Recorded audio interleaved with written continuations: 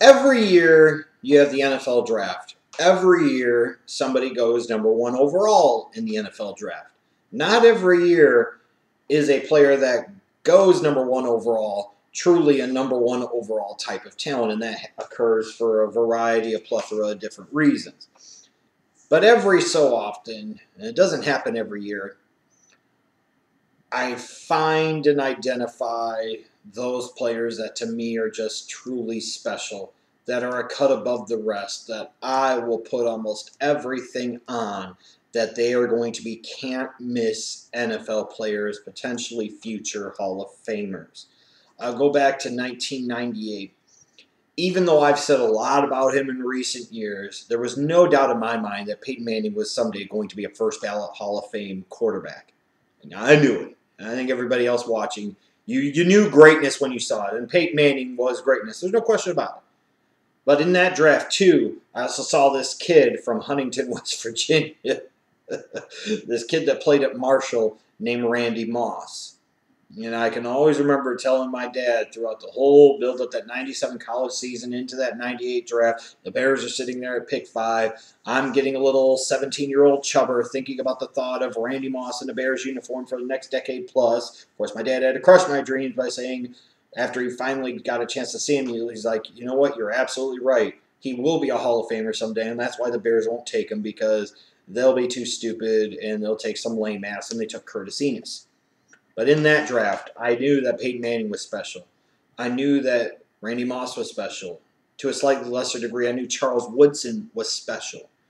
In 2000, in the build-up to that draft, here I am, and I'm getting off work late at night during the 99 college football season. I get to watch a couple of late-night games on ESPN, and there's New Mexico, and there's this white boy just flying all over the field. His name was Brian Urlacher. And that was my dude, and I knew he was going to be something special. I just knew. 2001, LaDainian Tomlinson, TCU, I knew that this dude had something. He was going to be a big deal. He was going to be special. I looked at the 2004 draft class. There were a lot of special players potentially in that draft. But to me, it was Big Ben, where a lot of the talk was about Eli and Phillip Rivers. It was Big Ben. I'm like, this dude's going to be special. He's going to be something big. He's going to be a huge deal. 2010, I saw Ndamukong Suh, and I'm like, yeah, this is the best player in that draft, and it's not even close. And the only other real special player I saw back at that time was Eric Berry. I'm like, I know these two dudes just have it. 2011, I felt that way about Cam Newton. 2014, I felt that way about Khalil Mack and Aaron Donald and Odell Beckham Jr. In particular, though, Khalil Mack and Aaron Donald. I felt that those two guys were special, and I knew it.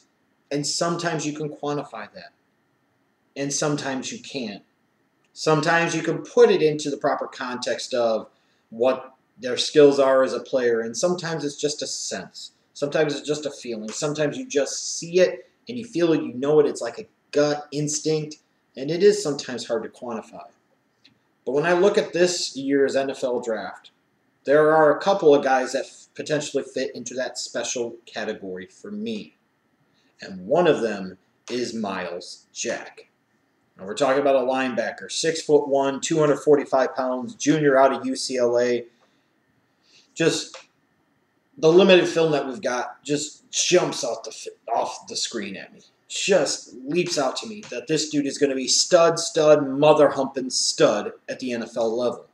And should be in the mix for the consideration of even coming off of a torn meniscus, being rated as the number one player in this draft, and should be in the consideration even still for being the number one overall pick in the 2016 NFL draft. To me, I think the kid has that much upside. I think the kid has that much athletic potential to be that special. I really, really do. The more I've watched Myles Jack, the more I've grown in appreciation for his game, and I understand now that I'm seeing, in my opinion, somebody special. I'll be very bold in saying that. I think this is a special player and will be a special player at the NFL level. And why is that? Well, you look at him, his strengths. You got to start off with the athlete himself. He's not the biggest dude in the world at 6'1", but he carries 245 pounds, and he carries it very, very well. but incredibly quick, incredibly explosive, with athleticism for days. Just incredible stuff. And phenomenal sideline to sideline and, frankly, line of scrimmage to end zone range. When we talk about linebackers, we'll talk about the range from sideline to sideline. But I like to also think about their range in terms of the vertical sense from line of scrimmage to the end zone. And Myles Jack has as good of range as I've seen out of a linebacker that can actually play linebacker in years. Years, with a tremendous closing burst, just phenomenal speed and closing speed at that. Just off the chart stuff. But it's more than that. You know, it's hard sometimes to evaluate him as a linebacker because he was used so often in a safety role and in a slot corner or even an outside corner role because of that superior quickness, athleticism, and speed. You know, it's hard to evaluate him as a linebacker, but he's got tremendous coverage skills. And you can't dispute that when you watch the film. I mean, when you're talking about in today's era, you want 3-down linebackers, and teams throw the ball more than ever. You need linebackers that aren't good just in run support, but maybe even better in their coverage skills. Myles Jack has coverage skills for days, people. 4 days.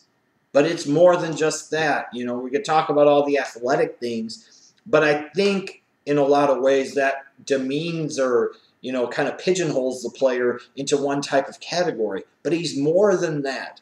A really, really good tackler in open space. I think people will be surprised just how good of a tackler he is. And a punishing tackler and a hitter at that.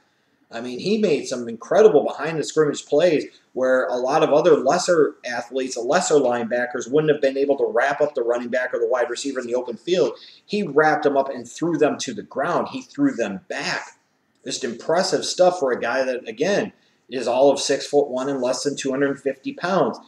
But he also has tremendous instincts, in my opinion, for the position. Again, this can be tough to quantify somewhat because of the fact he didn't play full-time linebacker at UCLA. Hell, he was playing running back sometimes. He was such a good athlete.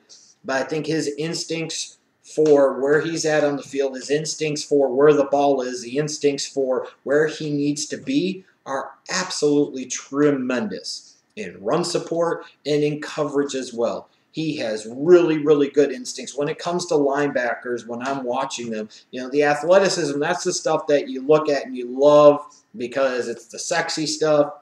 It's stuff that pops off at you. Even the ability to tackle and make the big, explosive, game-changing hit. Those are things that have sex appeal to them. But to me, when it comes to evaluating linebackers, and as a Bears fan, I've seen a lot of good linebacker play for a lot of years of my life, I value instincts tremendously.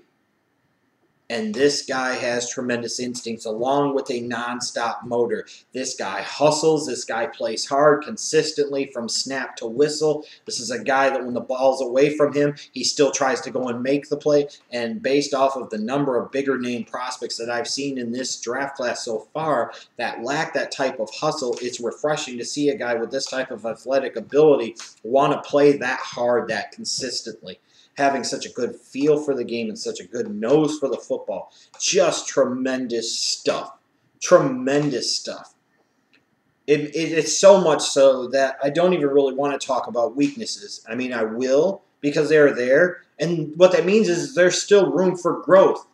And when you look at some of the areas, even if he improves in some of them, my God, just how special is he going to be?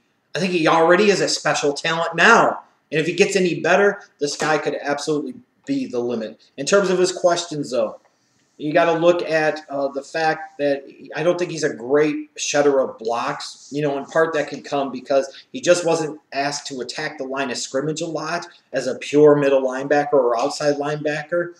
So there could be some concerns about his ability to shed blocks, his ability to anchor in the running game, his be able to get off the offensive guards or the offensive tackles. You wonder somewhat about gap discipline because, again, he was allowed to kind of roam and do a bunch of different things all over the place. So at times, when you're talking about within the confines of an NFL system, you have to be able to make plays in your phone booth, in your box. You can't be roaming and free-ranging too much because you could end up affecting the entire gap integrity of the defense and allow a lot of big runs up the middle. Or you could do this, or you could allow yourself to drop out of your space in the zone because you see something else, and as a result, the ball goes right over your head.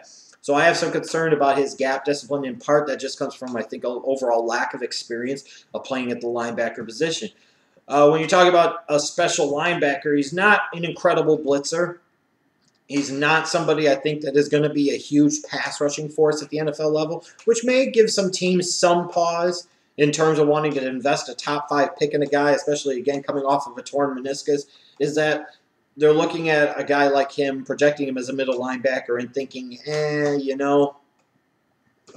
I just don't see it, especially if he can't rush the passer and be a double-digit sack guy, which I think is foolishness, but he could be better as a pass rusher, as a blitzer as well, especially with that quickness, that athleticism, that speed. He could get better. He could use some work on developing some pass rush moves, although I don't think that's the ultimate best utilization for him at the NFL level.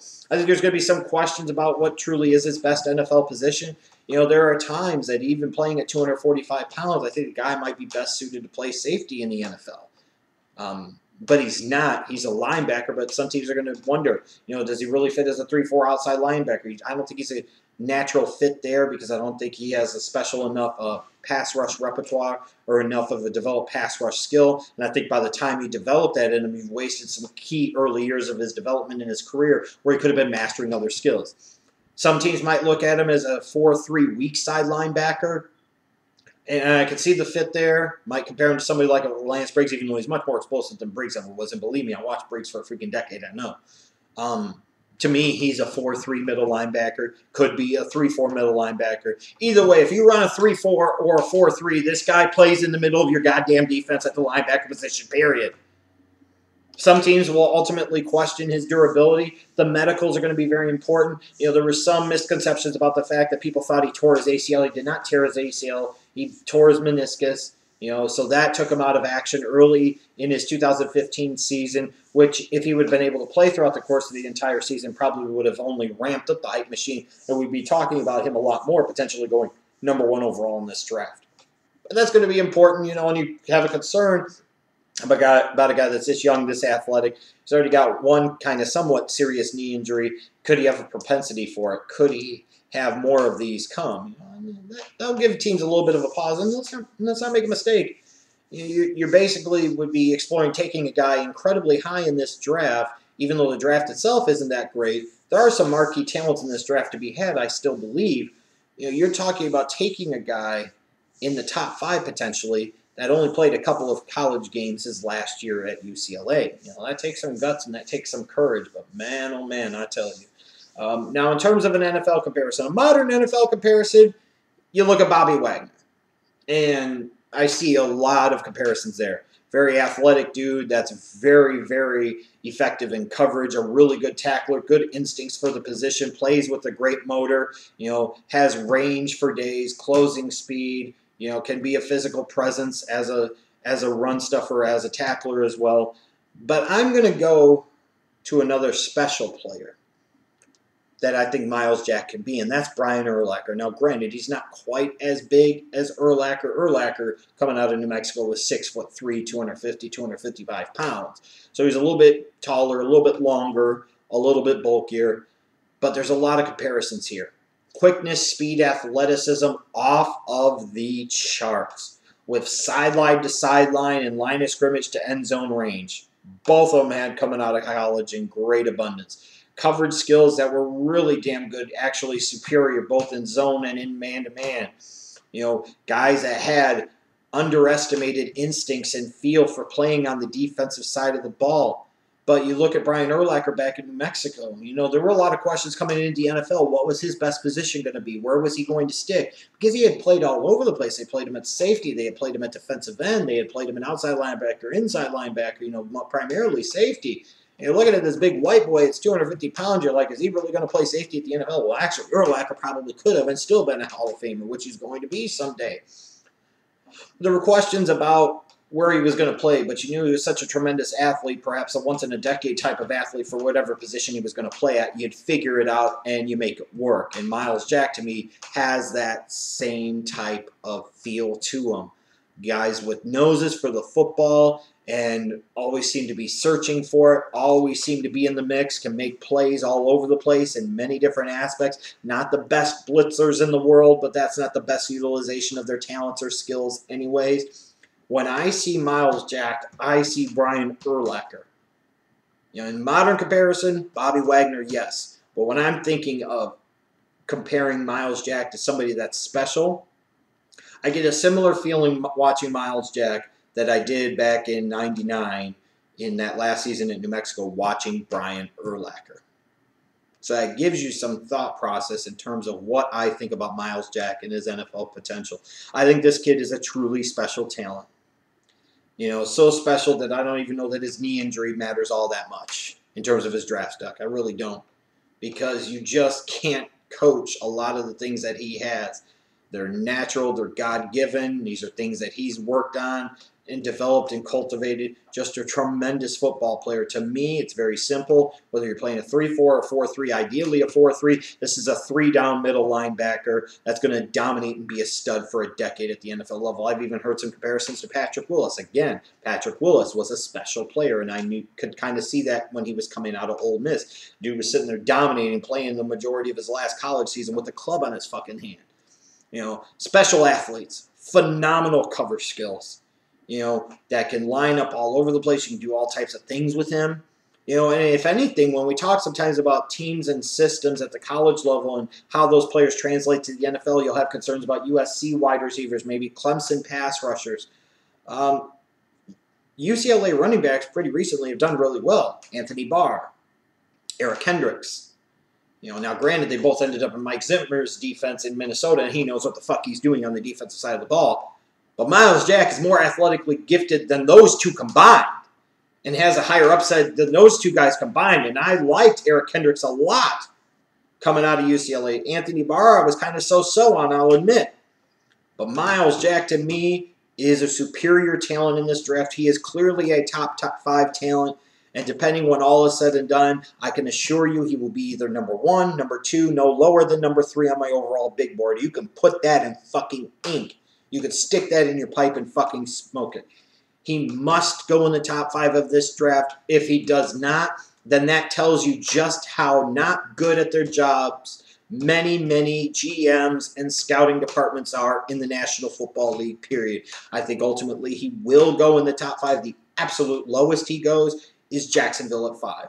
There's a very good chance he goes to Dallas at number 4. There's a very good chance that a team like Tennessee might even start to get warm on him and warm up to him and get interested in him at number 1 overall. San Diego, for all the talk about them taking a defensive lineman or a safety like Jalen Ramsey, Myles Jack is that special of a player that they might even have to consider taking him number 3 overall. And if it wasn't for the Browns being in a position number 2 where they have to take Carson Wentz because it makes so much logical sense, Myles Jack to me would have to be the player for them. He's that big of a deal. He's that special. And I think there's a very real possibility that in 2 or 3 years, we're talking about this kid as being the best player out of the 2016 NFL Draft. He's special, I assure you.